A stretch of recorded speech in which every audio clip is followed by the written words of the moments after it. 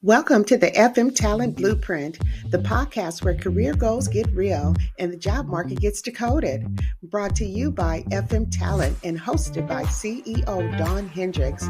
This show dives into career coaching, workforce insights, and everything professionals need to stand out in today's ever-changing world of work.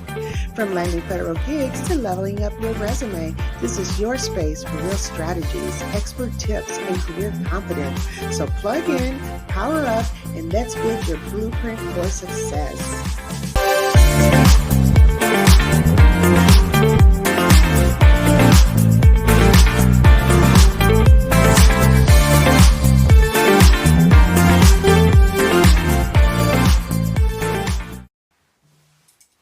Hey, welcome back to the FM Talent Blueprint. I'm Dawn Hendricks, President and CEO of FM Talent, and thank you for being here today.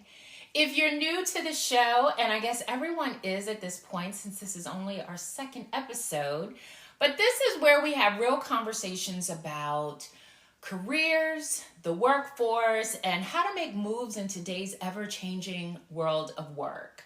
So we're not going to be stiff. This isn't scripted. It's just real insights that you can use.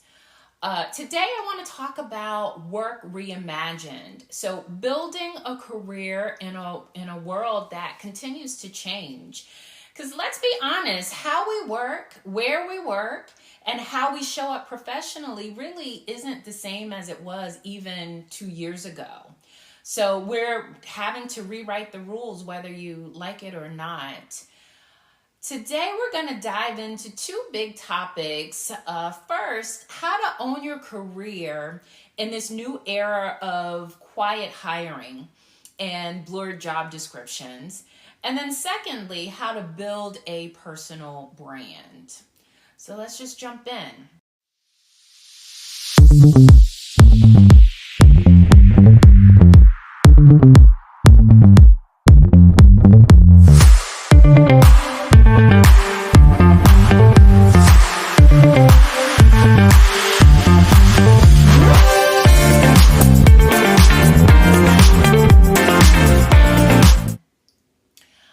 So here's the thing. Back in the day, your job title meant something concrete and solid. So if you were a project manager, you were doing project management. If you were an HR coordinator, you were doing administrative HR work. But now with layoffs and budget cuts, this new thing keeps creeping up, quiet hiring. And so now job roles are becoming a lot more fluid. So you're starting off being hired into one role, but it's really evolving into something different. So I'll create a hypothetical example to make the point. We'll have an employee, we'll call her Lisa, and Lisa got hired as a marketing analyst.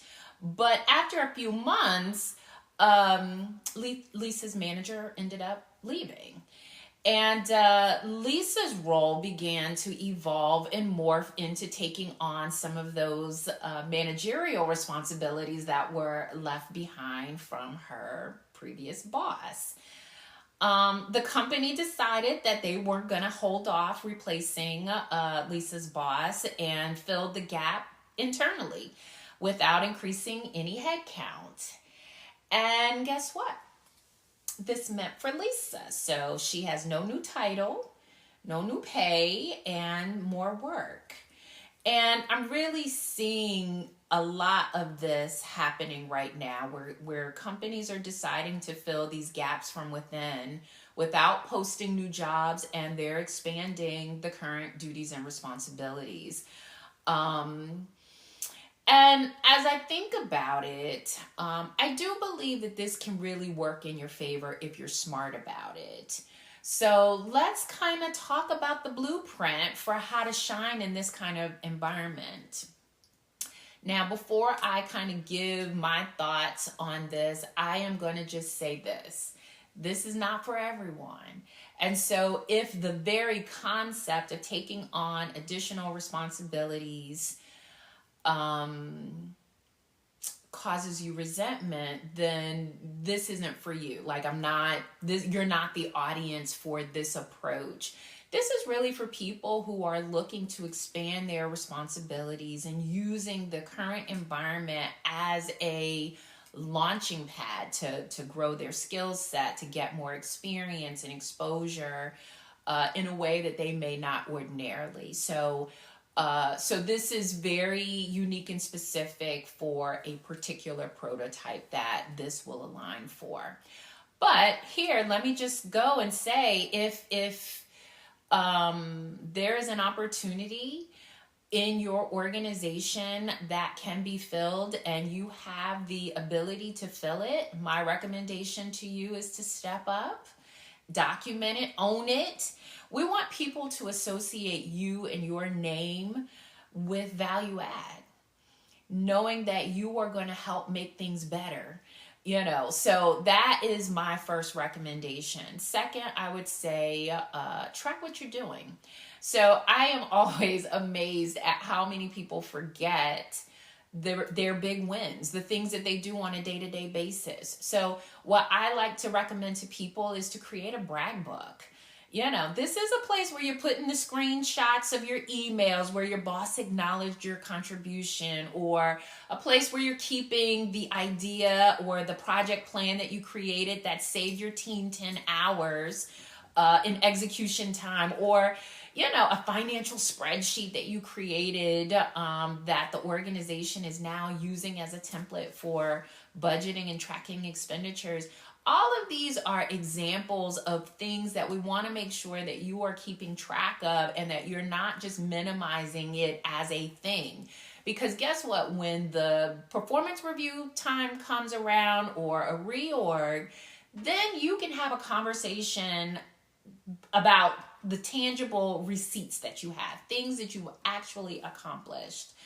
The third thing, and this is really where this one is really key, because this is really about your growth and using real data to support it. And so when you're having conversations and it's time to start formalizing some of the things that you did kind of pro bono, you can have a conversation like, I've enjoyed taking on some of these cross-functional responsibilities, and during that time I was able to accomplish X, Y, and Z. It challenged me in the best way, and I'd like to keep building on this. And then boom, you've highlighted your value to the company, and you're also signaling that you're ready for more. Now, let's switch gears a little bit and talk about personal branding. Before you even roll your eyes at me and say, Dawn, look, we're not trying to be a social media influencer. That's not the branding that I'm talking about. I'm talking about your professional brand, how you show up online, and specifically within LinkedIn. All right, I'm going to give you a true story. A friend of mine, we'll call him Marcus, was quietly looking for an opportunity, but he hadn't updated LinkedIn in years. And after we kind of talked about it and, what was giving him challenges, we realized that with a few little tweaks to his profile, adding a new headline, updating some bullet points, and a banner image, in a matter of days, he had, recruiters sliding into his inbox, really curious and wanting to have conversations about opportunities. So, you don't have to post, right? So, increasing that brand isn't about your postings, but how you're showing up online, on LinkedIn, having a clear, updated headline, using a friendly and professional profile photo, actually sharing what you do, not just a title. It's funny to me that people will put just this very basic information on their LinkedIn profiles, and they expect the recruiter to be clairvoyant and actually infer and know what they mean. So that's not it. You got to tell us what you want us to know about you. And then my final recommendation on this is to sprinkle in some tips or industry insights, I think this is a great way to show that you're knowledgeable about what's going on in the market. I think of, not having your LinkedIn profile up to date. It's kind of like showing up to a networking event. You wouldn't walk in with a crumpled resume from 2018 expecting to land your dream job. So, why aren't you presenting yourself in a polished, professional way online also? I mean, it almost makes me feel like you're not that serious about your career in 2025, because we know digital branding and people are using social media as a mechanism and a way for hiring. So it really, really is important to make sure that you're paying attention to those types of things as well. Now, if you're aiming for a federal role, you might be saying to me, Dawn, does any of this apply to me? And I will say yes. So even though the federal hiring process is more structured, the same themes really apply, right? So making sure that you're visible. The federal recruiters are also using LinkedIn. You also need to show your impact. Federal resumes doesn't mean that they have to be boring. And then finally, you still have to be adaptable. Agencies are shifting talent around internally the same way that the private sector is. So all of the things that we talked about, I think are applicable regardless of the industry or the sector that you're working. One thing that just came to mind is if you're in a term or contract role. I always recommend that people try, approach this as a try before you buy, or like a live audition, because how you perform today really affects whether or not you'll get extended, or what you actually want is converted into a full-time role. All right, so the workplace, as we've talked about it, is very confusing right now. Titles are becoming more and more blurry. Job descriptions are getting more and more vague. And sometimes it even feels like nobody's driving the bus. But here's what I know for sure. The people who are being intentional, who are speaking up, who are building their brand, who are treating their careers like something worth investing in, these are the ones that are continuing to move forward, and even despite how the landscape and environment keeps changing. So if you're listening today and you're thinking, all right, I'm ready, I want to do something, I am recommending that you start small. You can update your LinkedIn profile with minimal effort.